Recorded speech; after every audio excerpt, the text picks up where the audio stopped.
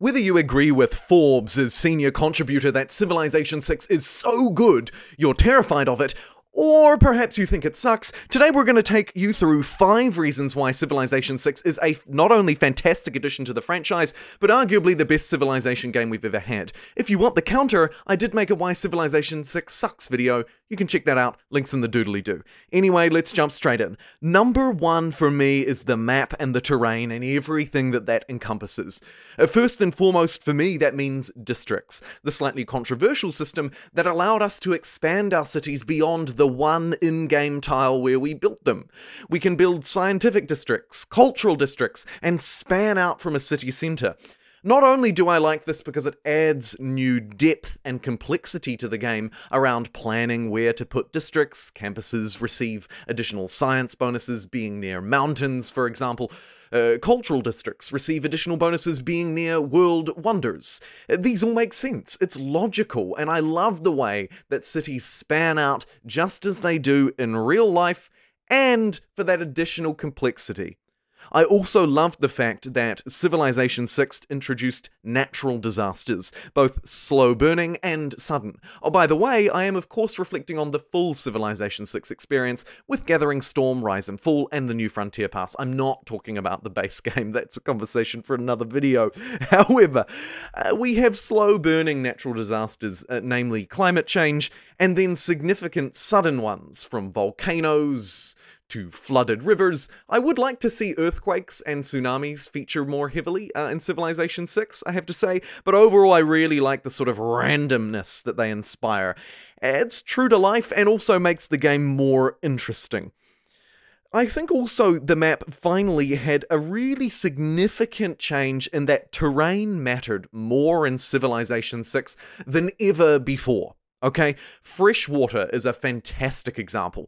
Cities built on fresh water, or who built districts and buildings to connect themselves to fresh water, i.e. an aqueduct, found that they could grow much better. Fresh water affects the amount of housing you have available. It also affects the food yields on tiles. That's not new, but the way that it's laced into Civilization VI makes the map much more interesting, much more impactful and significant as to how your civilization develops and how you plan out your game moving forward. Next up, I really do love something you can see here, the diplomacy and governance system of Civilization VI as a whole. Now, it did take a few expansions to get it right, and is it the best diplomacy system in any game? Absolutely not. Do not take me right now as saying that Civ 6 diplomacy is the best diplomacy you're going to find, because it ain't. But it does do some things right.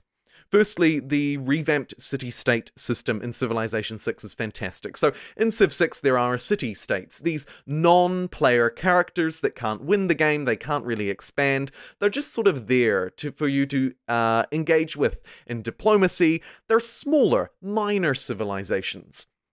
The suzerain system really revamped the city-state dynamic. In Civilization V, basically you could complete quests or buy them, and that was kind of it. So you would send them a trade route, you would kill barbarians near the city-states, and then you would pay them exuberant amounts of money to have them as your ally. As you can see here, the envoy system works very differently.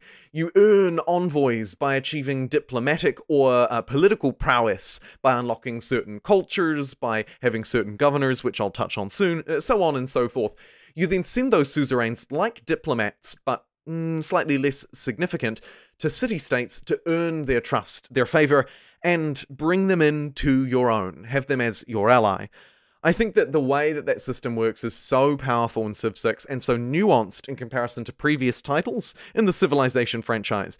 It's now no longer just dollars, but it's culture, it's policies, it's diplomacy and trade. Civilization VI eventually also introduced probably the best World Congress system we've seen in a Civilization game to date. Of course, the diplomatic victory returns, which I like. It's always nice to have peaceful victory options, and Civilization VI does it quite well in that you can vote to add but also remove diplomatic victory points from opponents. And the whole political system that is bringing in governors that you can assign to cities to tend them or lend them towards certain strengths and weaknesses. Magnus, for example, is a great governor if you want to pump out settlers and focus on extracting resources. Whereas you might prefer to go for a completely different governor who provides culture and scientific bonuses. The choice is yours, but overall, the governance and diplomacy system in Civilization VI, I would imagine, is the best the franchise has ever seen. Does that make up for dumb AI, controversial war weariness? No, it doesn't. But it's a great step forward, and I have to flag it as one of the things that Civilization VI has done really well, particularly in comparison to previous Civilization titles. Next up, we have the combat system. Now, again, I have to caveat this. Is Civilization VI's combat the best combat in any strategy 4X game? Maybe not, but it's right up there, and it's definitely more nuanced and improved than what we've seen in Civilization past. In Civilization VI, we saw the ability for us to build army and corps. Basically what that means is, if you had two units who were the same, two spearmen, you can merge them into one sort of super spearman, a spearman army or a spearman corps, 2 or 3 spearmen for that army corps. And what that meant was that we sort of saw Civilization VI, and forgive me for a Civ history lesson here, merge what was great about the earlier Civilization games before 5 with 5's changed map dynamics. So in Civilization 1 through 4, the map was in squares, not hexes, and by and large, generally speaking, you could just stack a whole lot of units into one little square, and it became this sort of grindy focus. There was less of a focus on, say, flanking the opponent, on controlling key territories, on bringing multiple units up to control an area, and more focus on cramming a bunch of units into a little square, and then hoping your numbers are higher than theirs. Now, I do downplay it a little bit, there were more nuances there, but I think that a modern Civilization player, in particular, might reflect back on it and think, oh yeah, this is a bit odd. Civilization V introduced hexes, meaning that instead of a tile having 4 borders, it now had 6. Civilization V also prevented us from stacking lots of units onto one tile.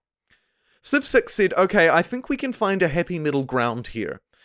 Let's keep the hexes, let's keep the 6 borders, let's keep it to, broadly speaking, 1 military unit per tile, but let's make it so that similar units can combine, they can combine their power and strength. You can bring your 1, 2, or 3 spearmen together and build a spearman army or a spearman corps. It's threatening, it's powerful, but it also makes sense because you're not combining planes with guns, with horses, with catapults into one tile. There's more sort of planning and uniformness to it. Whether you like it or not, that's not for me to say, but it is definitely a more revolutionary system, and I think it combines the best of both worlds. You can cram military power in, but also there's an importance in having units positioned on each tile, and that strategic positioning hasn't been taken away from us. Now, I would also add that Civilization VI introduced a raft of support units that Civilization V at least didn't have. Yes, we still have siege towers from previous Civilization titles, but we also have some funky ones, right?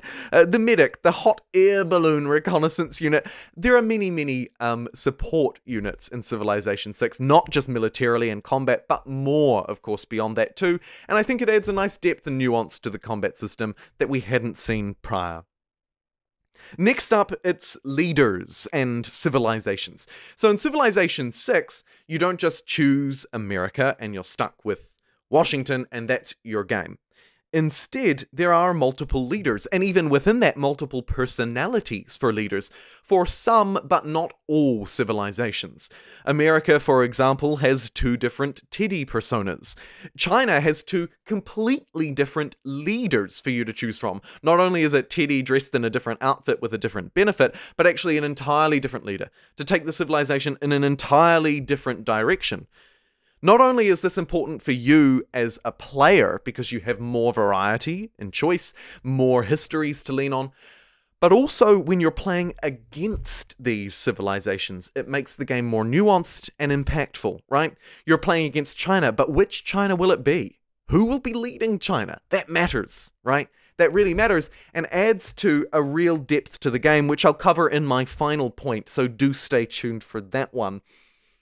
Also, if you think about the growth of the franchise and the growth of Civilization VI in particular, the fact that you can have one Civ with many pathways and bonuses really allows for infinite possibilities. I do think that we'll see Civilization VII at some point within the next say, 2 years, but I can also see a world where Civilization VI is expanded on again with another season pass, because the leaders system is so infinitely scalable, right?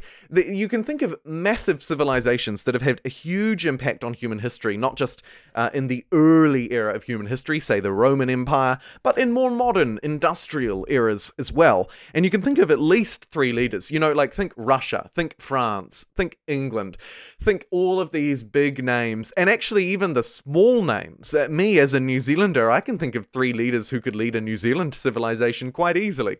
And I'm sure you, as a viewer, can think of 3 leaders for not just your own civilization and culture, but many, many others. I think that the leaders system is infinitely scalable and adds a great deal of diversity and nuance to playthroughs, and I love it very much. Finally, and it sort of ties in with that infinite scalability and playability, I want to talk access and replayability for Civ 6, because let's be real, Civilization VI is not only the most accessible, but arguably one of the most replayable titles in the Civilization franchise as well. Let me delve in. Firstly, it's really important to note that Civilization VI is available on more platforms than ever. You can play it on PC, and indeed I ran a poll on the channel and found that most of us do. But also, of course, it's available on Macs and other operating systems. Beyond that, though, you can take Civ 6 on the go. It's on the iOS App Store. It's on the Nintendo Switch. I believe it's on the Play Store now too. But more than that, it's on all major consoles. Civilization VI is truly a Civ game for everyone. Its running requirements aren't too steep, so most systems can run it, although the mobile versions are plagued with errors, and if you don't mind playing a game at 20 or 30 FPS, then that won't bother you. But if, like me, PC Master Race, you can't really settle for anything less than 60, then that will be an issue. But that's very player dependent, and also you have to reflect on, wow, this massive game is running on a Nintendo Switch. It's impressive nonetheless. I also think that in terms of replayability, Civilization VI offers you as a player and consumer more experience than ever. Now, that's not saying that the Civilization VI mods are up to standard with some mods. Thinking Civ 5 Vox Populi, for example. I mean, that is just a massive community patch that Civilization VI may struggle to challenge for another few years. However, it is moddable. It is relatively easily moddable. We've seen a lot of mods and community support on the store page.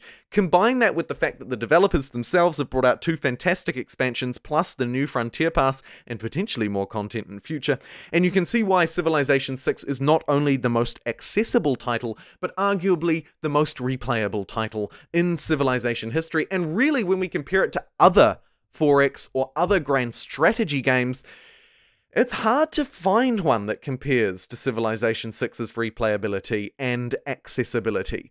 Paradox makes some fantastically deep, wonderful grand strategy experiences that I love, right? Think Hearts of Iron, think Stellaris. We've seen other titles from other developers too, but nothing really can beat the simplicity, yet nuance that Civilization VI offers, and that incredible accessibility across the board. Thank you very much for watching this video where I've touched on the map, the combat, diplomacy and governance, leaders, and replayability and access of Civilization VI. As I say, this is talking about the good, but there is also a lot of bad and some downsides to the game, so do check out my Civilization VI Sucks video if you want to hear the counter opinion. Thank you very much for watching, and I'll catch you in the next one. Take care, everybody. Bye-bye.